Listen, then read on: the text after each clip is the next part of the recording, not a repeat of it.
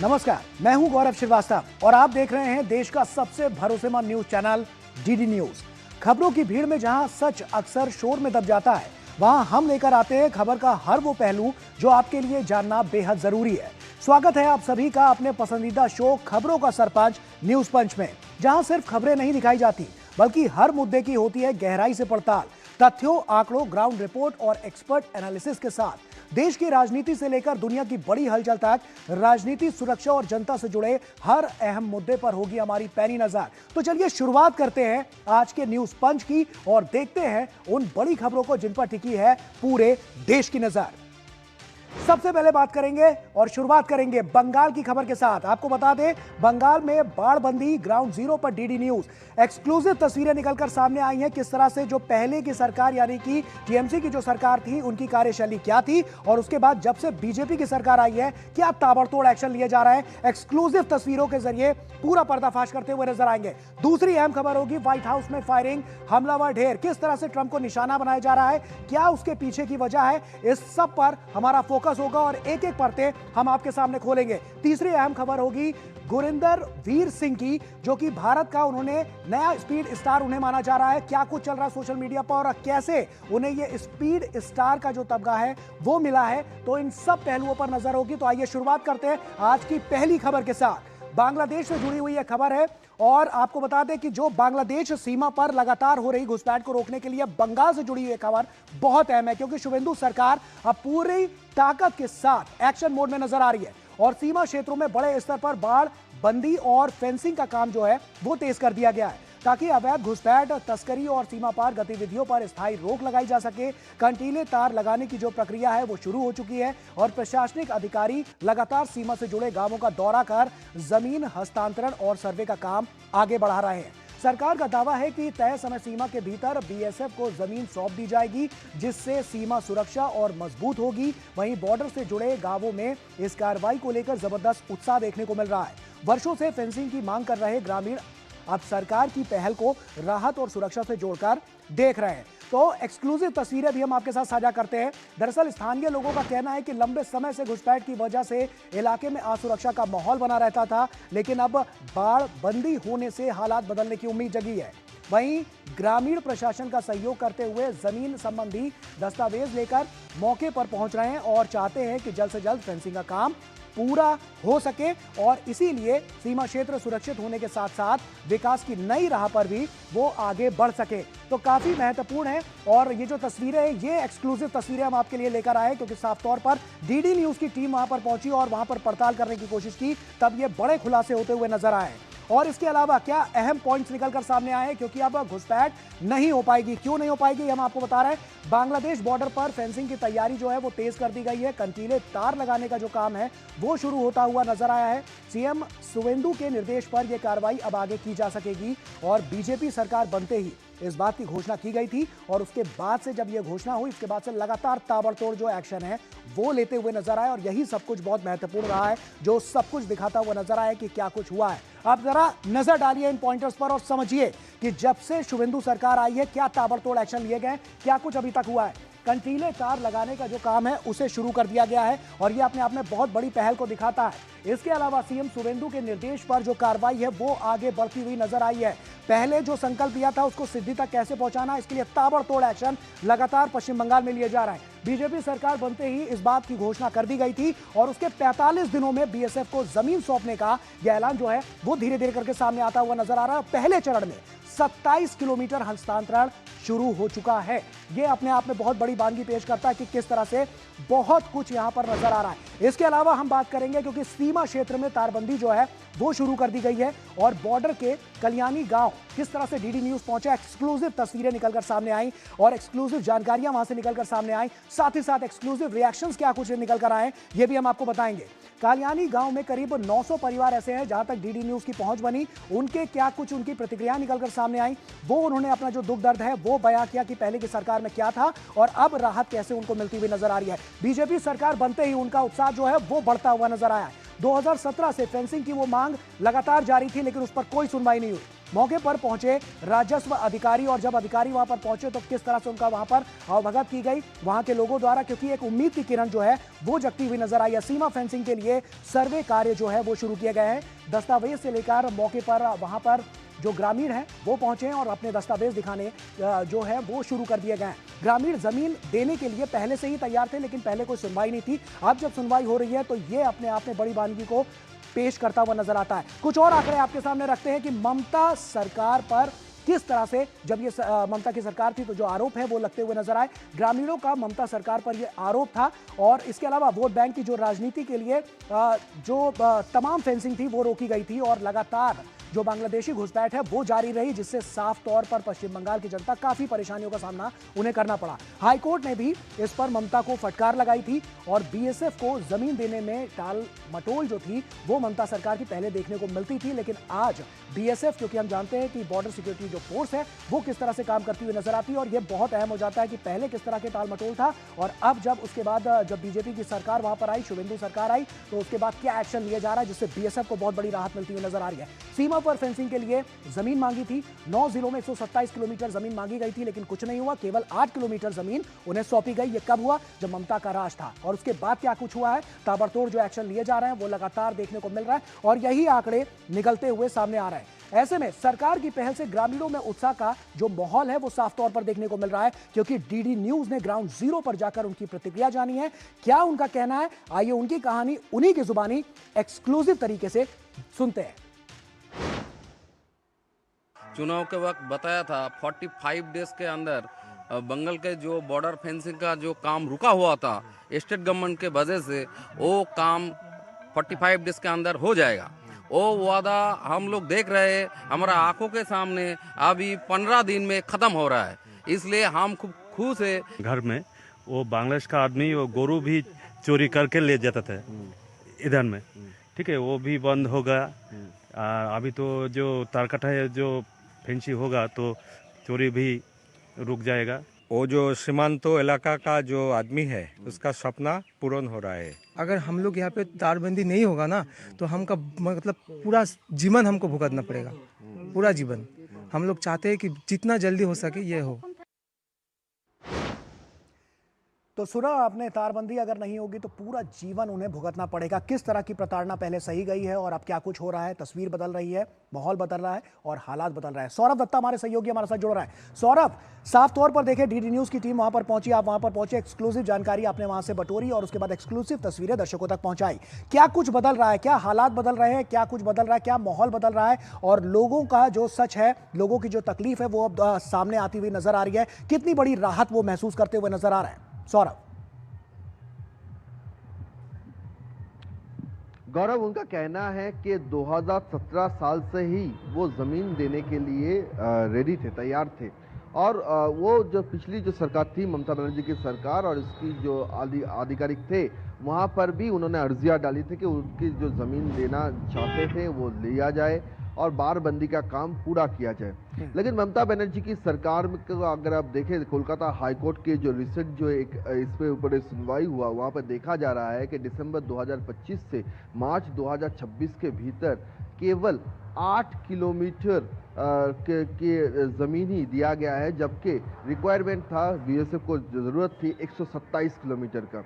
और ये मैं आपको ये ममता बनर्जी की सरकार की मार्च की आंकड़े बता रहा हूँ, और फिर मार्च के बाद आपको पता, आप समझ ही रहे हैं, फिर इलेक्शन डिक्लेयर हो गया, एसआर हुआ, इलेक्शन डिक्लेयर हो गया, और फिर नई सरकार आई, भाजपा की सरकार आई, और भाजपा की सरकार आते ही 27 किलोमीटर रास्ते के मुताबिक उनको जो ज़मीन चाहिए वो 43 एकड़ की जो ज़मीन है वो बीएसएफ को दिया गया है। और उसके चलते फिर एक एक गांव में 10-10 टीम अलग अलग तरीके से होके बांट कर डिवाइड होकर वो काम कर रहे हैं, घर घर जा रहे हैं, लोगों को बुला रहे हैं और लोग उनके साथ बैठकर फॉर्म फिलअप कर रहे हैं। जो विजुअल्स हमने पाए वहाँ पर हम देखें कि जो रेवेन्यू ऑफिसर्स हैं वो एकदम गांव वालों के बीच में बैठे हुए हैं, सरकारी आधिकारिक एकदम गांव वालों के बीच में बैठे हुए हैं। सरकारी आधिकारिक खुद घर जा रहे हैं, उनके घर जा रहे हैं और उनके बीच में रह के वो फॉर्म फिलअप किया जा रहा है, जो उनकी जो बातें हैं वो सुनी जा रही है। जो उनके जो वक्तव्य है वो सब सुनी जाती है, और एक तरफ से आप मानो कि घर में ही चौखट में, घर की चौखट पे सुनवाई हो रही है, और साथ ही साथ वो उनका जो मापजोक का काम जो है वो भी चल रहा है। और एक तरफ तो ये प्रतिक्रिया सौरभ आ रही है, दूसरी तरफ अगर हम देखें सौरभ, बीएसएफ की तरफ से क्या रिएक्शंस नजर आ रहे हैं, क्योंकि पहले उन्होंने जो मांग की थी वो पूरी नहीं हो पाई थी, और अब जब भाजपा सरकार वहां पर पहुंची है, शुभेंदु सरकार वहां पर है, एक्शन लिए जा रहे हैं, तो अब उनको जो उन्होंने जो मांग की थी वो उनको मिलती हुई नजर आ रही है। तो ये कितना बड़ा बदलाव दिखाता है वहां पर सुरक्षा व्यवस्था को और चाक चौबंद करने के लिए?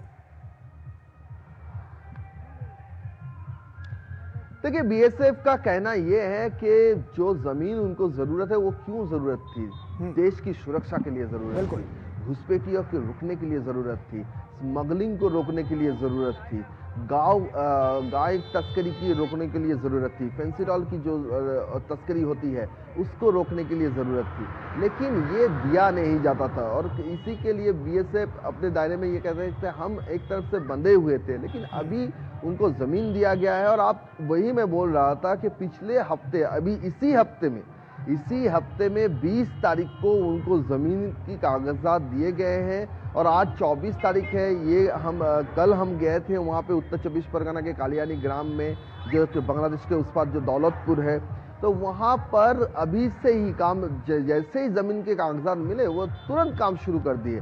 और 10 टीम, एक गांव में 10 टीम घूम रहे हैं, 900 परिवार है, उनके साथ बातें कर रहे हैं। और ये छवि सिर्फ यहीं की नहीं है, आप कोच बिहार जाओ, नदिया जाओ, जलपाईगुड़ी जाओ, जो 9 डिस्ट्रिक्ट में बांग्लादेश के साथ, बंगाल की जो 9 डिस्ट्रिक्ट जिले के साथ बांग्लादेश की सीमा बॉर्डर सटे हुए हैं, उन सारे जगह पर ये काम चल रहा है। कोच बिहार में एक इंसिडेंट हुआ है परसों, जहां पर वहां पर कुछ झड़प हुआ है बीजेपी के साथ, बीजेपी के साथ बांग्लादेश की जो बॉर्डर फोर्स है उसके साथ बीएसएफ की झड़प हुई है। वो झड़प मतलब बातचीत में झड़प हुई है, लेकिन आम आदमी जो है वो खुश हैं, वो कहते हैं कि जल्द से जल्द ये बारबंदी का काम पूरा हो। तो ये सवाल उठता है, जब आम आदमी इतने खुश है तो ममता बनर्जी को दिक्कत क्यों थी? जवाब भी आम जनता ही देते हैं। कहते थे कि घुसपैठियों की उस वक्त मनमानी चलती थी, तुष्टीकरण की मनमानी चलती थी, और उसी के चलते वो बार बार जो अर्जी गुहार लगाते थे बंगाल सरकार के सामने से, इसको दीजिए, हमें परेशानी हो रही है, हमें यहाँ पे हमारी सुरक्षा के ऊपर सवाल खड़े हो रहे हैं। कहीं ना कहीं जाके वो देख रहा है, वो कह रहे हैं कि वो तब सुनी नहीं गई थी, लेकिन अब भाजपा की सरकार, अभी 20 दिन ही हुए हैं, 20 दिन में ही वो इसका जो अच्छे परिणाम है वो निश्चित तौर पर अच्छे परिणाम साफ तौर पर नजर आएंगे ही सौरभ, क्योंकि अब जो नीति है वो निर्णायक मोड़ लेती हुई नजर आ रही है, और लगातार जो रणनीति है वो आगे बढ़ती हुई नजर आ रही है। इसीलिए सब कुछ संभव हो पाया है। घुसपैठ का मुद्दा पहले भी था, लेकिन तब ममता बनर्जी ने जो वहां पर अपनी कार्यशैली रखी थी, तो इसी वजह से वो आगे नहीं बढ़ पाई, और अब जो कार्यशैली अपनाई जा रही है, इसीलिए अब घुसपैठ पर जो रोक है वो साफ तौर पर कारगर साबित होती हुई नजर आएगी। बहुत बहुत शुक्रिया सौरभ आपका हमसे जुड़ने के लिए, तमाम जानकारी हमारे साथ साझा करने के लिए। एक छोटा सा ब्रेक ले रहे हैं यहाँ पर। ब्रेक के उस पार जब लौटेंगे तो आपको अगली खबर से रूबरू कराएंगे कि आखिर ट्रंप पर बार बार वार या हमला क्यों हो रहा है। छोटा सा ब्रेक, जल्द हाजिर होता है। चमकी चाट से क्या बना है? आलू चाट या फ्रूट चाट, स्वाद बनाए चमकी चाट, स्वादिष्ट पकोड़े और फरसान, हर चमकी चाट है इसकी जान, चमकी चाट है इसकी जान, हर जुबान पे ये छाया। अब बताओ स्वाद आया? असली स्वाद सिर्फ चमकी चाट। मसाले सच जब धरती चीर कर निकलता है लोहे का पत्थर और मिलता है मोंगिया के जोश से, फिर तपता है, पिघलता है और बनता है फौलाद। अब होता है सरिया सारी खूबियों के साथ। मोंगिया स्टील, मजबूत देश का मजबूत सरिया। मास्टर जी नमस्ते, 2 ड्रेसेस बनानी है, ठीक है? ऐसा कुछ। लेकिन मास्टर जी 4 दिन में पार्टी है, बन जाएगी ना पक्का? हो जाएगा। कैसे? फैशन चेंजेस हमेशा, उषा हमेशा। ब्रेक के बाद एक बार फिर से आप सभी का स्वागत है। बात करेंगे अमेरिकी राष्ट्रपति डोनाल्ड ट्रंप से जुड़े हुए मामले की। अमेरिका में पूर्व राष्ट्रपति जो राष्ट्रपति हैं वो डोनाल्ड ट्रंप की सुरक्षा को लेकर एक बार फिर से बड़ा जो सवाल है वो खड़ा हो गया है। दरअसल व्हाइट हाउस के पास मौजूद सुरक्षा चेक पॉइंट पर हुई फायरिंग की घटना ने पूरे अमेरिकी सुरक्षा तंत्र को हाई अलर्ट पर ला दिया है। घटना के तुरंत बाद सुरक्षा बलों ने इलाके को घेर लिया है, आवाजाही रोक दी गई है और संदिग्धों की तलाश में बड़े स्तर पर तलाशी अभियान शुरू कर दिया गया है। वहीं शुरुआती रिपोर्ट्स के मुताबिक सुरक्षा एजेंसियां इस घटना को बेहद गंभीरता से ले रही हैं और ये जांच की जा रही है कि आखिर इस फायरिंग के पीछे मकसद क्या था और कहीं इसका संबंध ट्रंप या उनके परिवार को मिली पुरानी धमकियों से तो नहीं है। हाल ही में आपको याद होगा कॉरेस्पॉन्डेंट डिनर पार्टी में भी फायरिंग हुई थी डोनाल्ड ट्रंप के ऊपर और वहां पर ट्रंप सहित कई गणमान्य लोग मौजूद थे और इसके अलावा ट्रंप परिवार को भी कई बार निशाना बनाए जाने की जो आशंका है वो भी जताई जा रही है और उनकी बेटी इवांका ट्रंप को भी धमकी मिलने की खबरें सामने आ चुकी हैं। ऐसे में सवाल यह है कि बार बार ऐसा क्यों हो रहा है, ट्रंप को निशाना बनाने के पीछे की असल वजह क्या है। इन पहलुओं पर अमेरिकी एजेंसियां हर एंगल से जांच कर रही हैं, जिसमें संदिग्धों के संबंध, संभावित राजनीतिक मकसद और सुरक्षा में किसी चूक की भी पड़ताल की जा रही है। वहीं व्हाइट हाउस की इस घटना के बाद अमेरिकी राजनीति में भी हलचल जो है वो तेज हो गई है। ट्रंप समर्थकों ने इसे राष्ट्रीय सुरक्षा से जुड़ा गंभीर मामला बताते हुए कड़ी कार्रवाई की मांग की है, जबकि सुरक्षा एजेंसियों ने व्हाइट हाउस और आसपास के इलाकों में निगरानी और ज्यादा बढ़ा दी है। साफ तौर पर किसके निशाने पर ट्रंप हैं, ये अपने आप में बड़ा सवाल है और लगातार जो जांच एजेंसियां हैं वो इस पर काम करती हुई नजर आ रही है। तो ऐसे में अगर हम देखें तो ट्रंप पर फिर हमले की जो कोशिश है वो लगातार नजर आ रही है और इससे पहले भी हमने देखा कई बार इस तरह की कोशिशें हो चुकी हैं। तो आखिर इसके पीछे का जो मकसद है वो क्या है, कुछ पॉइंट्स हम आपके लिए लेकर आए, आपको समझाते हैं कि सिक्योरिटी चेक पॉइंट पर कई राउंड फायरिंग हुई और ये तब हुआ जब ये सब हो रहा था और उसी दौरान चेक पॉइंट पर मौजूद थे यूएस सीक्रेट सर्विस अधिकारी। जिस वक्त ये पूरा हमला जब उस वक्त हो रहा था तब वो वहां पर मौजूद थे। जवाबी कार्रवाई में हमलावर की मौत भी हुई है। तो ऐसे में अब जो तमाम जांच है वो आगे बढ़ाई जा रही है और ये भी बताया जा रहा है कि मानसिक रूप से अस्वस्थ था ये हमलावर, जिसकी पहचान की गई है और आगे की जो प्रणाली है यानी आगे की जो कार्रवाई है उसको आगे बढ़ाने का जो मकसद है वो आगे बढ़ता हुआ नजर आ रहा है। और इसके अलावा भी आपको बताएं कि व्हाइट हाउस के पास ये गोलियां चली हैं क्योंकि गोली लगने से वो जो नागरिक है वो घायल हुआ है। इसके अलावा धमकियों का सिलसिला किस तरह से नजर आया है और ये आप देखिए कि ट्रंप की बेटी को भी हत्या की धमकी मिली थी और उसके बाद मामले में इराकी युवक गिरफ्तार हुआ था, उस वाले मामले में जिसके बारे में हम आपको बता रहे हैं। और साथ ही आरोपी के पास से घर का नक्शा जो था वो मिला था। तो आप समझिए कि किस तरह से टारगेट किया जा रहा है और आखिर में सवाल यही आता है कि इसके पीछे का असली मकसद क्या है कि रह रहकर इस तरह की स्थितियां जो हैं वो नजर आती हैं। जब ट्रंप की बेटी को भी ये हत्या की धमकी मिली थी और उस वक्त भी कार्रवाई हुई थी। इसके अलावा भी किस तरह से और ज्यादा जो हमले थे वो होते हुए नजर आए, पहले किस तरह से हमला हुआ वो भी हम आपको बताते हैं। दरअसल कॉरेस्पॉन्डेंट डिनर पार्टी में भी फायरिंग हुई थी। अभी हाल ही में यह घटना हुई थी जहां पर उसको भी वहां पर हिरासत में लिया गया था, जो सुरक्षा में एक बड़ी चूक मानी जा रही थी। डिनर में मौजूद थे कई अहम लोग, कई गणमान्य लोग यहां पर मौजूद थे, जिसमें ट्रंप थे, मेलानिया थी और जेडी वेंस भी वहां पर थे और कई बड़े अफसर उस होटल के वॉल रूम में के जो बाहर वहां पर गोलियां चली थी और अफसर जो थे वो वहां पर मौजूद थे और ये बड़ी सुरक्षा चूक ये मानी जा रही थी। तो आप समझिए कि आखिर बार बार ये ट्रंप पर हमला क्यों हो रहा है, किस तरह की स्थितियां आखिर बार बार नजर आ रही हैं और अमेरिका में इस तरह की जो मौजूदा हालात अभी जो बने हुए हैं, ऐसे में ट्रंप के ऊपर ये जो लगातार जो हमले होते रहे हैं इसके पीछे की असल वजह क्या है, इसको लगातार जांच के दायरे में लाकर इसको कोशिश की जा रही है इसकी जांच करने की और इसके अलावा इस पर जांच चल भी रही है और लगातार जो बनी हुई है वो क्या कुछ कह रही है, ये सब कुछ इन पर लगातार सबकी नजर जो है पूरी दुनिया की वो बनी हुई है। व्हाइट हाउस में फायरिंग होते ही अफरा तफरी किस तरह से मच गई, आइए कुछ तस्वीरें आपके साथ साझा करते हैं और आपको दिखाते हैं कि आखिर ये अफरा तफरी किस तरह से मची। 3 अलग अलग तस्वीरें।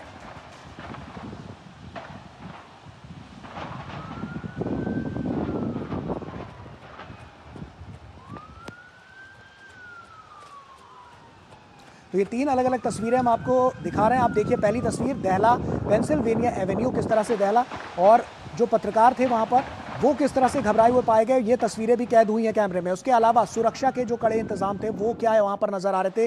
3 अलग अलग तस्वीरें जो दिखा रही हैं कि व्हाइट हाउस के पास जब ये फायरिंग हुई तो किस तरह से अफरा तफरी मचती हुई वहां पर नजर आई। और यही सब कुछ है जो सवालों के घेरे को और ज्यादा बढ़ाता हुआ नजर आता है कि आखिर क्यों बार बार इस तरह की स्थितियां हो रही है, सुरक्षा में चूक नजर आ रही है। और आप समझिए व्हाइट हाउस के आसपास अगर इस तरह की स्थितियां रहती है तो आप समझिए कि सुरक्षा में कितनी बड़ी ये सेंध लगाने वाली बात है। और इसीलिए जो एक बार प्रशासनिक अमला है वो फिर से सवालों के घेरे में कि आखिर बार बार ऐसा क्यों हो रहा है। पहले जो हमने देखा इवांका ट्रंप को जो धमकियां मिली, उसके बाद जो हमने करस्पॉन्डेंट जो पार्टी थी, डिनर पार्टी थी, उसमें वहां पर देखा कि वहां पर सुरक्षा में सेंध लगी। और अब इसके बाद फिर ये व्हाइट हाउस के पास फायरिंग, तो साफ तौर पर दिखाता है कि सुरक्षा व्यवस्था में कहीं ना कहीं एक लूप होल है। और ये इसी वजह से लगातार जो है इस तरह की स्थितियां बनी हुई हैं। संवाददाता चंद्रशेखर जोशी हमारे साथ जुड़ रहे हैं। चंद्रशेखर का रुख करते हैं। चंद्रशेखर, सवाल यही है कि आखिर बार बार ऐसा क्यों हो रहा है और इसके पीछे की सबसे बड़ी वजह क्या मानी जा रही है, क्योंकि लगातार ट्रंप निशाने पर हैं या उसके आसपास के जो क्षेत्र में जो लोग देखे जा रहे हैं और उसके अलावा जो परिवार के लोग हैं वो भी कहीं ना कहीं निशाने पर हैं। क्यों ऐसा हो रहा है, इसके पीछे की असल वजह क्या नजर आती है चंद्रशेखर जोशी? देखिए, अमेरिका में इस तरह की गोलीबारी होना कोई काफी ये आम बात है और कई बार इस तरह की घटनाएं हो चुकी हैं। लेकिन जब ये घटना व्हाइट हाउस के बाहर होती है, खासकर व्हाइट हाउस का जो एंट्री गेट है वहां पर ये घटना हुई है, और उसके बाद जो सीक्रेट सर्विस के लोग हैं उन्होंने वापस गोलीबारी वहां पर की है। और अंदर उस वक्त पे राष्ट्रपति ट्रंप मौजूद थे, कई सारे पत्रकार वहां पर मौजूद थे, तो उसके बाद काफी हड़कंप वहां पर मच गया। और ये जो शख्स है जिसने वहां पर गोलीबारी की है, इसके बारे में जो अभी प्राथमिक जांच की गई है उससे ये पता चला है कि इसका आपराधिक रिकॉर्ड था और मानसिक रूप से भी ये व्यक्ति जो था स्थिर नहीं था और इसने वहां पर गोलीबारी की।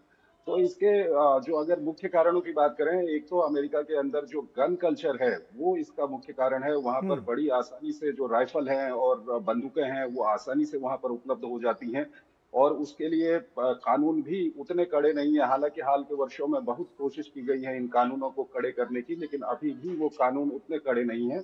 और यही कारण है कि जो आपराधिक प्रवृत्ति के लोग हैं इनको भी वहां पर हथियार मिल जाते हैं, या जो मानसिक रूप से संतुलित नहीं है उनको भी वहां पर हथियार मिल जाते हैं और ये उसके बाद ये घटना करते हैं। पिछले 1-1.5 महीने की बात करें तो हम ये दूसरी घटना है जो व्हाइट हाउस के गेट के पास इस तरह की घटना हुई है। और उसके अलावा उससे पहले हमने देखा था कि जब वहां पर कॉरेस्पॉन्डेंट, व्हाइट हाउस कॉरेस्पॉन्डेंट का डिनर वहां पर चल रहा था, वहां पर एक शख्स जो है गन लेकर घुस गया था। तो कहीं ना कहीं ये एक चिंता पैदा करने वाली बात है। और जिस तरह से राष्ट्रपति ट्रंप पर जब वो अपनी प्रचार कार्य कर रहे थे तब उन पर हमला हुआ था, और उसके बाद white house dinner, correspondent dinner के दौरान हमने देखा था तो राष्ट्रपति ट्रंप ने वहां पर कहा था कि हो सकता है कि इस शख्स का जो मकसद है वो राष्ट्रपति को मारना रहा हो। तो कुल मिलाकर ये चिंता की बात है। लेकिन इसका मुख्य कारण जो है, मुख्य कारण वहाँ का गन कल्चर है। वहां पर आराम से जो लोगों को राइफल मिल जाती है, गन मिल जाती है, वो इसका मुख्य कारण है। ऐसे में इस गन कल्चर को लेकर क्या अभी तक कोई बड़ी अपडेट निकलकर सामने आई है कि क्या उस पर भी अब किसी बारे में विचार किया जा रहा है कि क्या इसको रोका जा सके? क्योंकि जिस तरह की स्थितियां अभी नजर आ रही है वो साफ तौर पर इशारा कर रही हैं। और इसके अलावा भी क्या लोग वहां पर इतने सुरक्षित हैं? क्योंकि गन कल्चर का जो वहां पर मॉड्यूल है, जो स्ट्रक्चर है, वो तो हम देख ही रहे हैं चंद्रशेखर। तो क्या इसको लेकर भी कोई बड़ी अपडेट निकलकर सामने आई है क्या?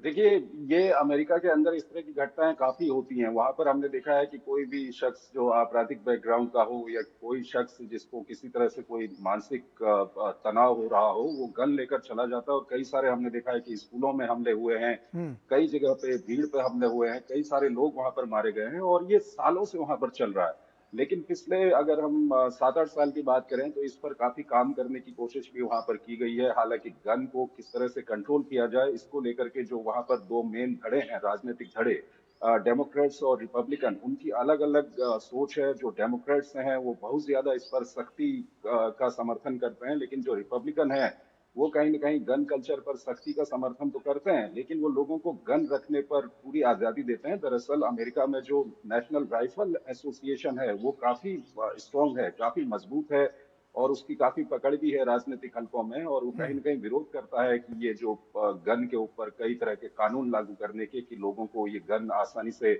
उपलब्ध ना हो सके, उसका वो विरोध करते रहा है। लेकिन हाल के वर्षों में हमने देखा है कि पिछले 5-6 साल में वहां पर कई सारे कानून बने हैं, और हालांकि वो कानून अभी भी उतने सख्त नहीं है कि लोगों को बंदूक खरीदने से या राइफल रखने से रोका जा सके, लेकिन हाल के वर्षों में वहां पर काम हुआ है। और दूसरी समस्या है अमेरिका के अंदर जो फेडरल कानून है इसको लेकर के वो अलग है, कई राज्यों में कानून अलग है, तो वो भी एक बड़ी समस्या है। लेकिन ये इस तरह की घटनाएं लगातार अमेरिका में बढ़ रही हैं। हाल के दिनों में हमने देखा कि स्कूलों में चंद्रशेखर, एक सवाल इससे जुड़ा हुआ ये है, क्या जो पहले की घटनाएं हुई हैं, जैसा कि हमने करेस्पॉन्डेंट डिनर पार्टी में देखा था, क्या उससे भी इसका कोई लिंक निकाला जा रहा है? क्या उस तरह से भी इसको देखा जा सकता है क्या? देखिए, उससे इसका कोई लिंक अभी तक, हालांकि जो जांच हो रही है उसमें इस तरह का कोई लिंक निकल कर नहीं आया है, लेकिन मोटा मोटी अगर इसका विश्लेषण करें तो उससे इसका लिंक निकलना बहुत मुश्किल है, क्योंकि इस तरह की घटनाएं जो हैं ये इंडिविजुअली वहां पर इस तरह की घटनाएं हो रही हैं, चाहे हमने कॉरेस्पॉन्डेंट डिनर पार्टी में हमने देखा या आज हम देख रहे हैं या इससे पहले अभी मैं आपको बता दूं कि मुश्किल से अभी 1 महीना भी नहीं हुआ है, इसी तरह की एक घटना व्हाइट हाउस के गेट पर वहां पर हुई थी। हालांकि उस शख्स को उस वक्त पर पकड़ लिया गया था। और ये इस तरह की घटनाएं हैं, इनको आपस में किसी ऑर्गेनाइज्ड क्राइम के रूप में आप नहीं जोड़ सकते। ये इंडिविजुअल शख्स हैं जो या मानसिक रूप से परेशान है या किसी तरह से उनकी कुछ अन्य कोई परेशानी है, ये इंडिविजुअल घटनाएं इनको कहा जा सकता है। चलिए, बहुत बहुत शुक्रिया आपका चंद्रशेखर जोशी, तमाम जानकारियां हमसे साझा करने के लिए। तो ऐसे में जो इस वक्त अमेरिका में देखने को मिल रहा है वो साफ तौर पर वहां का जो गन कल्चर है उसको लेकर सवाल एक बार फिर से खड़े हो रहे हैं कि आखिर इस तरह की स्थिति क्यों है और सुरक्षा व्यवस्था चाक चौबंद क्यों नहीं है। इसी के साथ न्यूज़ पंच में फिलहाल इतना ही। पूरी टीम को दीजिए इजाजत। आप बने रहिए डीडी न्यूज़ के साथ। नमस्कार।